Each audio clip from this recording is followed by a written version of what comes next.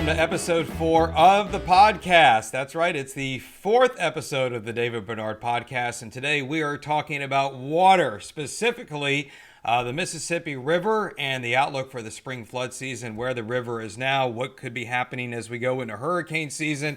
There's been more interest than normal in the river for the last several years, obviously because of the incredible flood fight that's been going on off and on since 2016 and the unprecedented consecutive openings of the Bonnet Carre Spillway. Today is Friday, March 19th. We just had a round of severe weather across southeast Louisiana and South Mississippi. Fortunately, we got away with little, if any, flooding and very little damage. We did have some wind damage apart Washington Parish, also in the Baton Rouge area, but it was very minor compared to what could have happened. And it looks like next week we could have multiple rounds of severe weather and flooding beginning on Tuesday, perhaps lasting into Thursday. So, of course, you'll want to stay up to date with that with your Fox 8 news and weather apps. All right, to help navigate the waters of the Mississippi River today and our flood control system here in southeast Louisiana, I have two guests that we're going to be speaking with.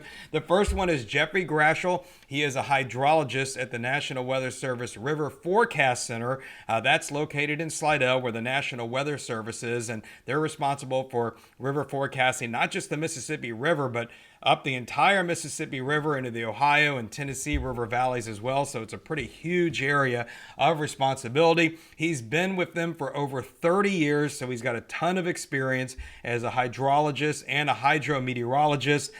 He works at things like precipitation quality control and analysis.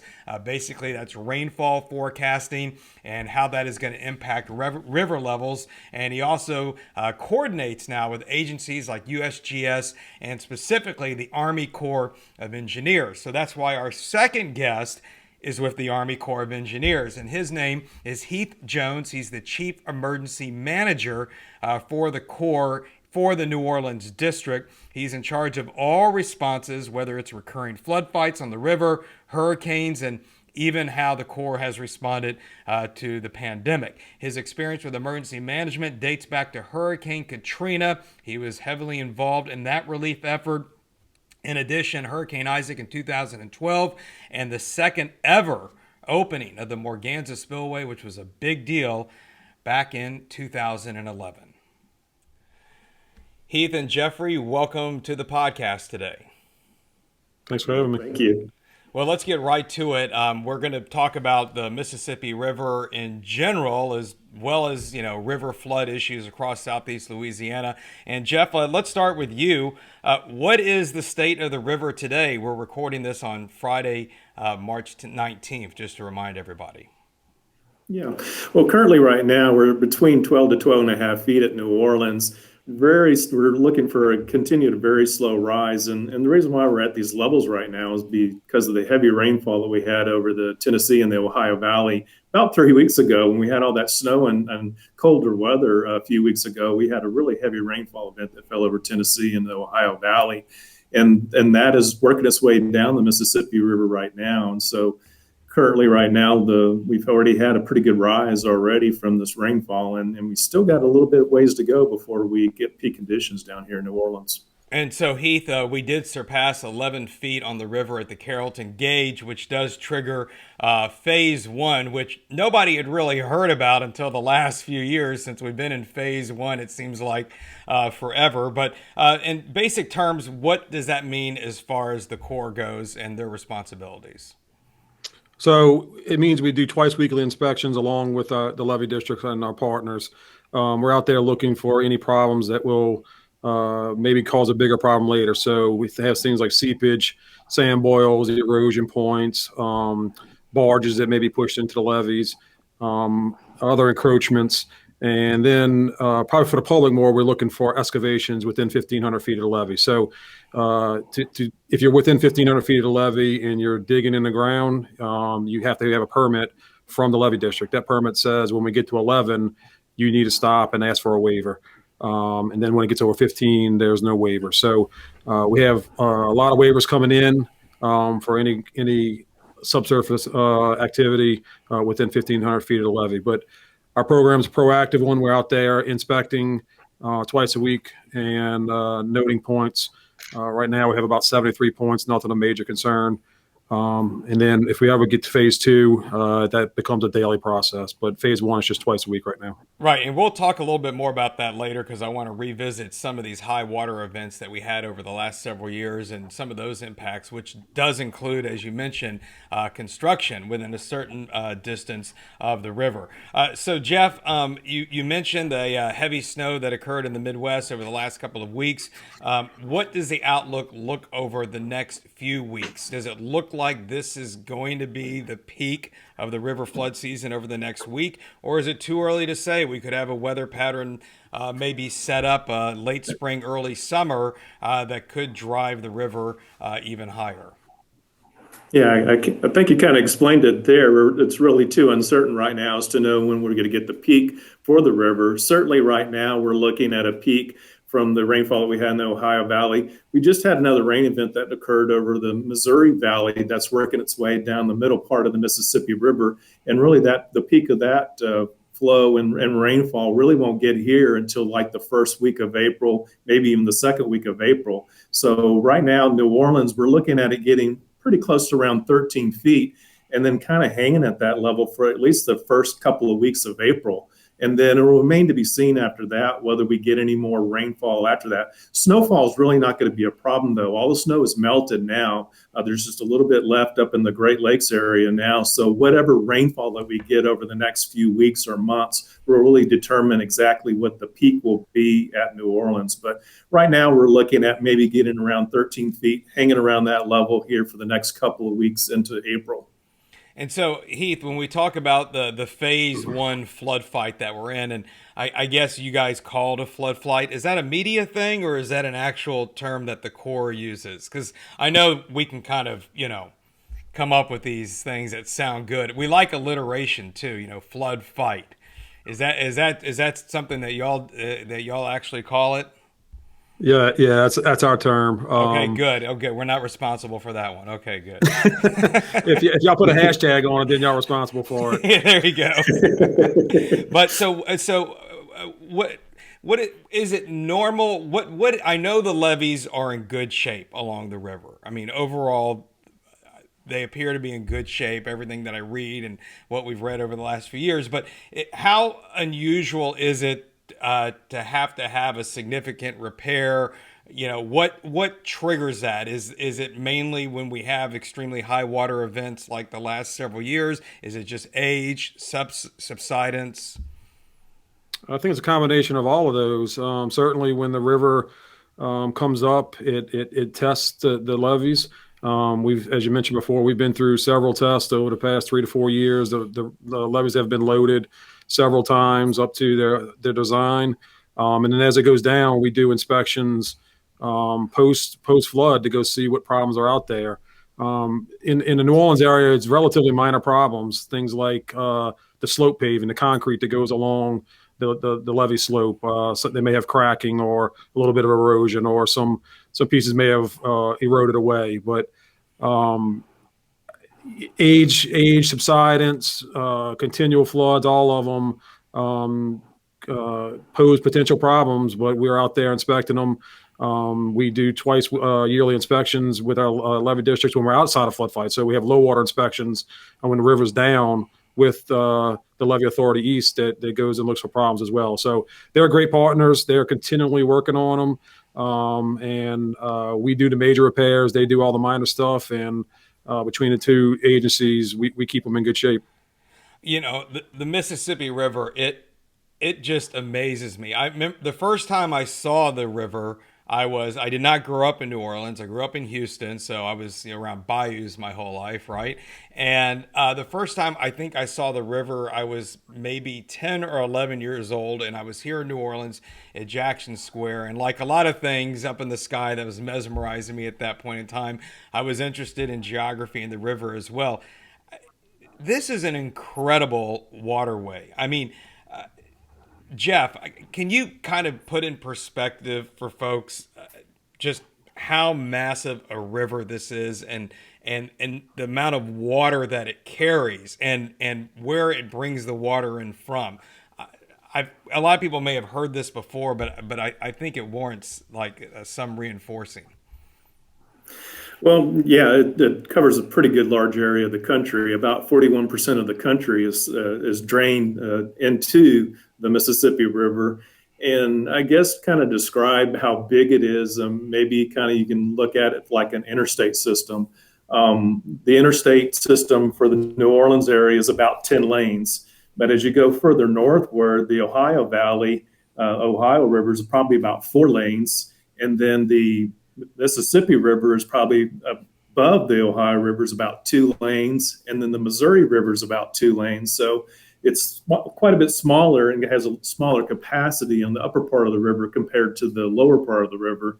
And the area down here, I guess you can describe as far as the amount of water coming down the river system.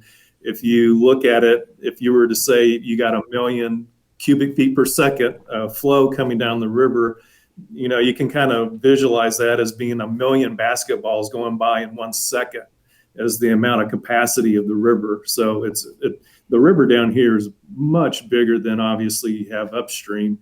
And it's really has a lot more capacity than you see in areas like St. Louis or Minneapolis or Cincinnati.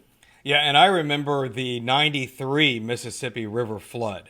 Now Heath is too young, so he doesn't remember all that. But Jeff and I are getting to be the old timers, and I was in St. Louis for that particular flood, and where it was basically everything was closed off along the river there. I also remember that weather pattern that year, which this is one thing that could impact a summer flood, right? We had basically a persistent area of high pressure over the west that was creating these northwest flow thunderstorm complexes that we get a lot of times, and they were continually tracking over the Mississippi River basin in the upper Midwest, and just led to this tremendous flood on top of whatever the spring rain was, and that went well into the summer, if I believe. Am I right about that? Yes, it did. Yes, it did. So there are things. Go ahead. Yeah, I was just going to say, with that event, though, we were very fortunate down the lower part of the river because we had a drought going on the Ohio River. So by the time it got down to the New Orleans area, it really wasn't that big of a deal down in our area. Certainly, we had high water on the Mississippi all the way into August, but not nearly as high as what we had earlier in the season. And it was just because we had drought conditions going on in Ohio. So basically, we had 1 million CFS going down the Mississippi River and only about less than 100,000 CFS going down the Ohio. So we were pretty fortunate on the lower part of the river that we didn't have those same kind of conditions on the Ohio. And Heath, we're going to speak to you in just a moment about your role in emergency management, emergency response with the Corps. But going on what Jeff said a minute ago, 40% of the water that it basically, I guess, drains, right, in the United States, it goes through the Mississippi River. Yeah, 40% of the country, yeah. 40% of the country. I mean, that's incredible. That's a lot on your shoulders, Heath, and also for the Corps, right? Not just here in the New Orleans district, but up and down the river. Let's talk about the last 5 years. It really has been astounding that since 2016, we've had the Bonnet Carre Spillway open. I guess it was 2016, 2018. We had the double opening in 2019. We have not had one this year, right? So looks like we're in good shape with that based on what Jeff's saying with the river levels. I was knocking on wood too. So exactly, I got some right here. Way to go, David. That's our old joke in the weather offices. Well, we didn't have severe weather this week. Well, now you just guaranteed it for next week. Yep. Heath, what has that been like from your perspective as far as emergency response and just for the Army Corps District as a whole? I mean, it really has been an incredible string of events, and especially the 2019 with the double opening. Yeah, so 2018, 2019 flood, it was a grind, if I'm being honest. We were in flood fight for 292 days that year. Our EOC, our Emergency Operations Center, was open for about 3/4 of that time, 24/7.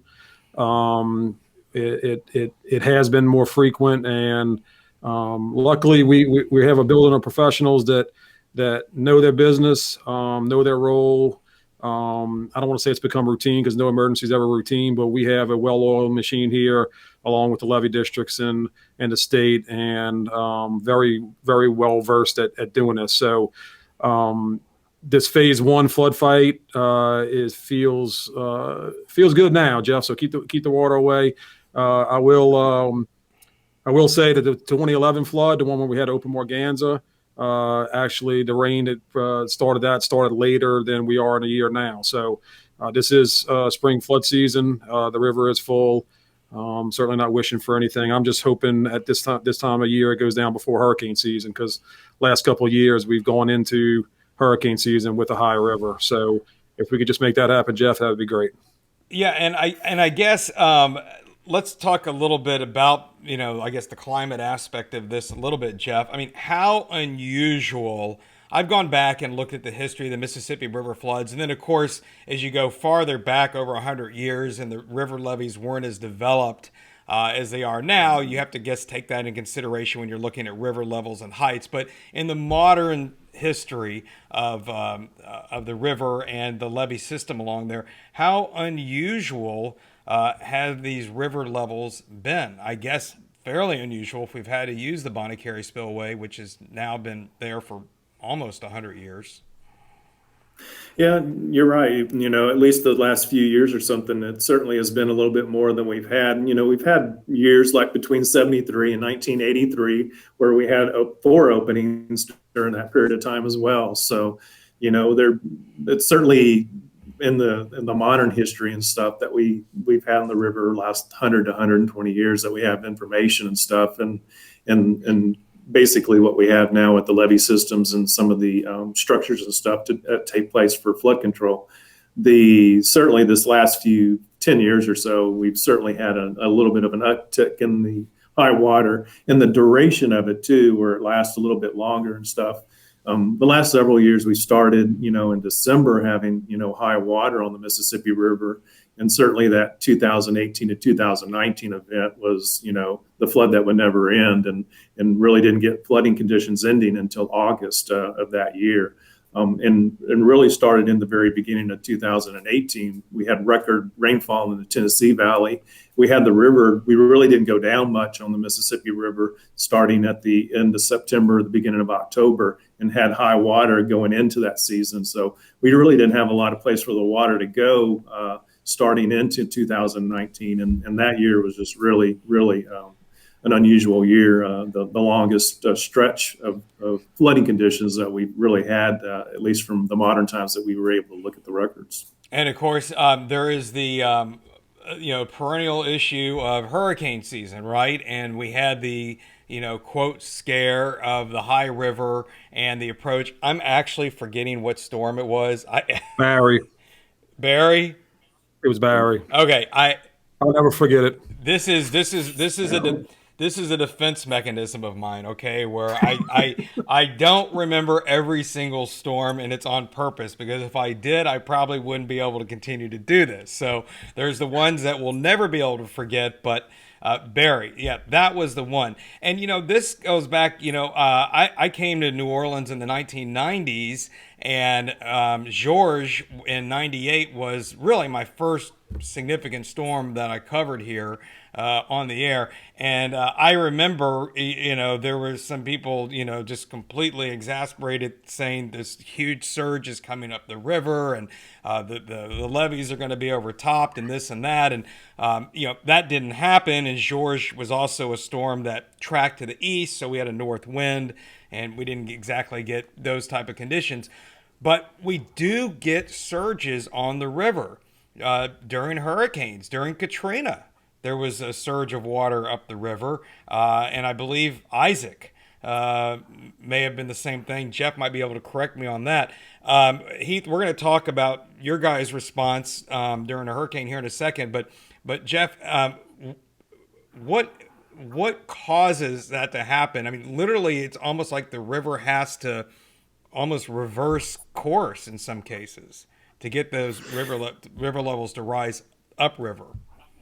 Yeah, and in probably almost every sort of tropical event you see some semblance of that surge working its way up the river system, and it's just because it's a levied system and funnels water up the Mississippi itself. So almost any storm that we do get, we do see some result of it and stuff. Certainly, Katrina, we saw quite a bit of a surge with that, but we were at very low levels too. So it was in the New Orleans area. Obviously, it was being maintained within the levee system, and certainly he can talk a little bit more about that than I could. But certainly, any sort of event that we do get, we do get storm surge, and that surge can work its way well past Baton Rouge too, and up 300 miles up the Mississippi River for some of the bigger storms and stuff, and with some of the conditions that we've had. But yeah, certainly, the last few years with high water and having any sort of tropical system is certainly. And let's see. Well, Jeff is frozen up there just for a second. Let's see if he gets back in. But Heath, let's discuss that, because you had.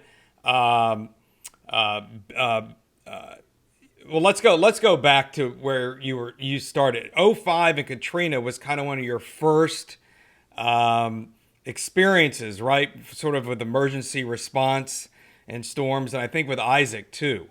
You were involved in that. Obviously, what I was going to ask Jeff, and hopefully he comes back in here in a second, is I was going to talk to him about, it's typical that our river levels are low by the time we get to the peak of hurricane season, right? Most of our hurricanes are August, September, October, and usually the water is low enough that whatever surge occurs is not going to be a threat. What about during those storms, though, in 05 and 12? What did you think about? What was the process there?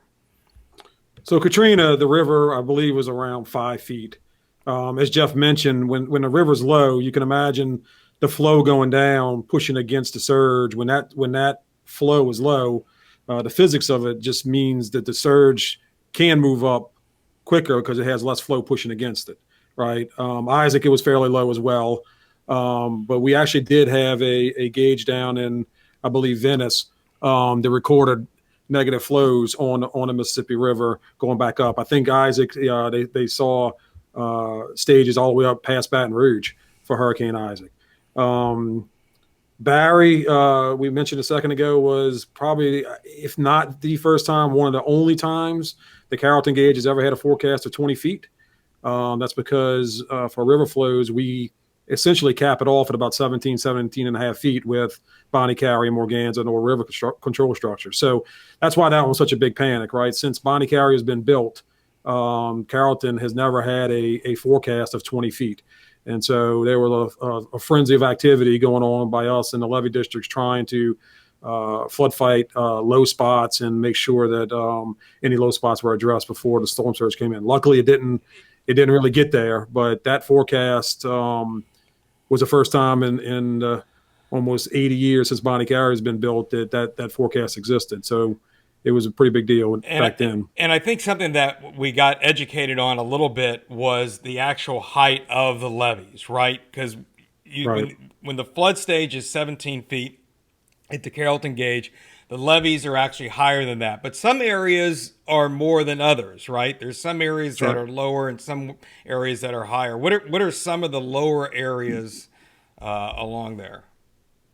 So I'll start by saying the river slopes as it goes down, right? So a 17-foot stage at Carrollton may mean a 15-foot stage in the French Quarter, may mean a 13-foot stage down in, say, Poydras area, right? It slopes as it goes down towards the Gulf, and the levees slope as they go down towards the Gulf. We do have some low spots here. One is in our parking lot out here. Right? There's active construction happening in our parking lot, putting in a removable flood wall at our building here on Leak Avenue. The Algiers Lock, the IH&C Lock are two other places that are known low spots, but we have plans to go to raise those heights during a storm.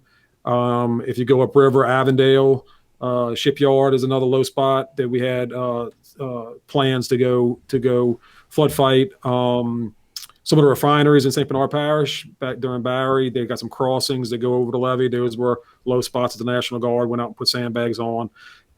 So we're aware of them, and the levee districts are fully aware of them. And again, 17 feet for a flood fight, no problem. We've passed that many times. It's a bit stressful, but we've passed that water level. Like I said, in 2018, 2019, we passed that water level for almost 3/4 of the year. So it can be done. More concern to me is hurricane surge, right? If we have a high river and a hurricane and a 20-foot prediction or so, that's of more concern to me than a river flood fight for the top of the levees. Yeah, that makes complete sense. Well, I guess we kind of lost Jeff here for a few minutes, and he's been trying to get back in. We'll see if we're able to get him to join us. But kind of going to wrap things up here. I want to talk a little about maybe some solutions for future flood control. Congressman Graves was speaking with John Snell this week about Congress authorizing this new study of the way we manage water along the Mississippi River, and not just here, but also across parts of the upper Midwest. And oh, look, who's here? Welcome back. We had a power outage. Wow. All right. Well, we need an emergency manager like Heath to manage that. Jeff, you're coming back in at a really good time here. We want to talk now about the future flood control issues. All right. And I was asking Heath earlier this week, Congressman Graves did an interview with John Snell on Fox 8, and Congress has authorized this $25 million study. They haven't funded it, but they've authorized it, right, about future water management use along the river, and how that can be maybe better diverted to help with environmental issues, whether it's coastal restoration, and also taking pressure off of the Bonnet Carre, which then leads to environmental consequences along Lake Pontchartrain. The only thing that maybe moves slower than a huge flood down the river is, getting congressional studies done, right? But I thought it was very interesting. I mean, what do you think about the possibilities of this, Heath? I mean, do you think there's some things that we could maybe do differently than what we've been doing for the last 50, 60, 70 years? Yeah, Dave, I think anytime an engineering method that is 60, 70 years old deserves a shot to be relooked at, right? I'll just tell you that, we talked about 40% of the country draining through the Mississippi. Well, 30% of that 40% also goes down the Chaffalaya Basin. So all 100% does not come down the Mississippi side, right? We divert it off at Old River. And then the real design is for half to go down the Chaffalaya Basin and half to go down the Mississippi Riverside. That's how we're authorized to operate it now. If we have Morganza fully open, Bonnet Carre fully open, half will be going down the Chaffalaya side, half will be coming down the Mississippi side.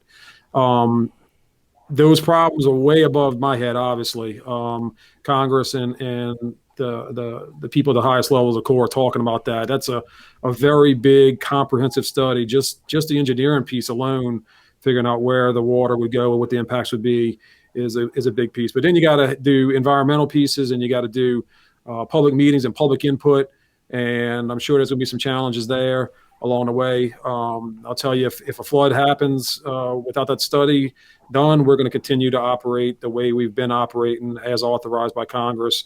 Open Bonnet Carre when we hit 1.25 million, open Morganza when we hit 1.5 million, and continue to operate the way we have. But I think there's an acknowledgement that there are, by having a study, that there are some things that we can look at. What those things are exactly, I don't know, but we certainly can start looking at them. $25 million if we get funded for it, and start working towards some of those solutions.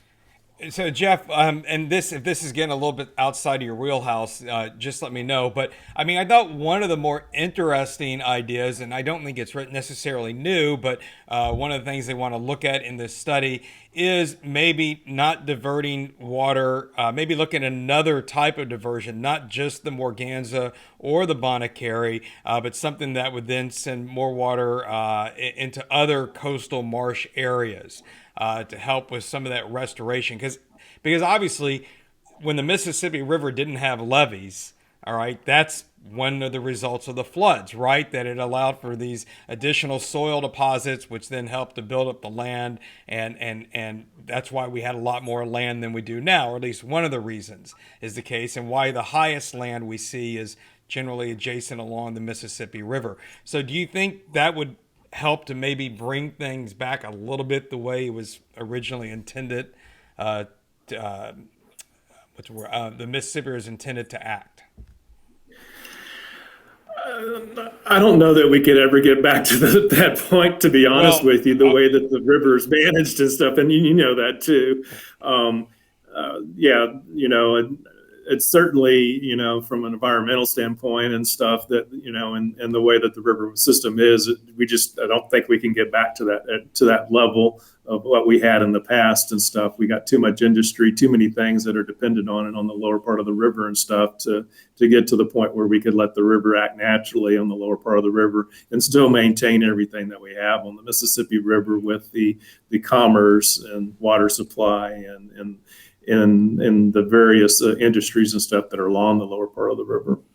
Well, and you know, it's because it's a lot more complicated than that, right? Because when you talk about coastal restorations, I mean, everybody kind of always wants a quick fix to everything, but when you're talking about water, it's one of the more complicated topics I think you can think of. And we have the sea level rise issue that's a threat to the coast. We've got our subsidence, some of which is a result of the way we are managing the river. And so, you know, the whole process is multifaceted, and you know, finding a solution or something that's going to improve things for one person but not hurt another is pretty daunting.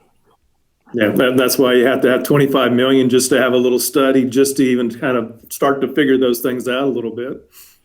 Yeah, well, I mean, maybe I could take you guys to lunch for $30, and we could come up with some solutions that would be cheaper than 25 million.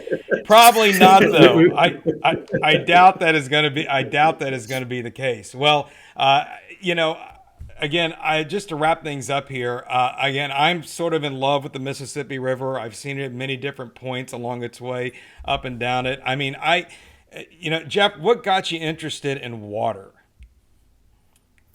Well, I mean, weather was what I first started in and stuff too. So I got a meteorology degree as well and stuff. But when I first got into the Weather Service, we were co-located with the River Forecast Center.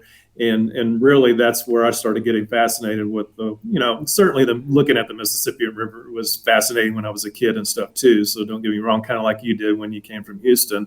But when I got into it, I got to do meteorology, I got to do hydrology. So and got to do development work, got to do forecasting. So it had a lot of facets with it that really interests me quite a bit with the River Forecast Center. So that's the reason why I've kind of stayed at this location for almost 30 years. And just so everybody knows, I talked about it a little bit at the beginning, but the River Forecast Center is located with the National Weather Service in Slidell, and you do a lot more than just the Mississippi River. You got pretty big responsibility. Yeah, we cover Louisiana, Mississippi, Arkansas, Tennessee. We go as far north as southern Missouri, southern Illinois, as far west as northeast Texas, and as far east as western North Carolina or southwest Virginia. And the reason why is all that water makes its way down this area here eventually. So.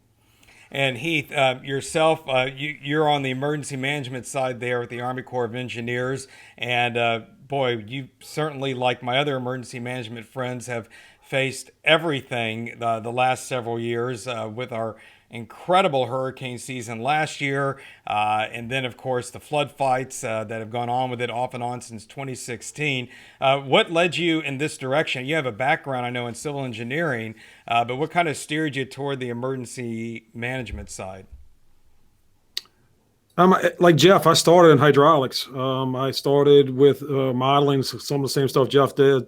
I got involved in Katrina. I was down here 2-3 days after Katrina, trying to help out, and it just kind of took off from there. I think this is probably the best job in the Corps of Engineers for me. It's something new every day. It's fast paced, and I love going out there, building relationships with people, and helping steer how these things go. I mean, I was a victim of Katrina. I was in St. Bernard Parish, had 2 feet of water on my second story. like a lot of people here at this district. And I think a lot of us are just trying to work to make sure that we can do something to help some of that stuff not happen again. It's a fun job. And I think this is I found a job in the Corps that perfectly suits me. Well, again, I guess that kind of echoes my interest in meteorology. It's something new every day. It's always a new challenge. And the good news for Heath and Jeffrey, we've got lots of water around Southeast Louisiana that's not going anywhere. So, I mean, you have major job security is the best way I can describe that. I want to thank you both for joining us today on the podcast. Thanks again for your time. And that'll do it for episode 4 of the David Bernard Podcast. Thanks everybody for listening, or if you happen to be watching, tuning in. A reminder that you can get the podcast wherever you get your other favorite podcasts. We're on all the apps, and we are doing a video podcast as well. And you can find that on our website at fox8live.com/David, as well as our previous episodes as well. Coming up next week, we are going to be talking about Hurricane Laura. It was just retired from the list of hurricane names.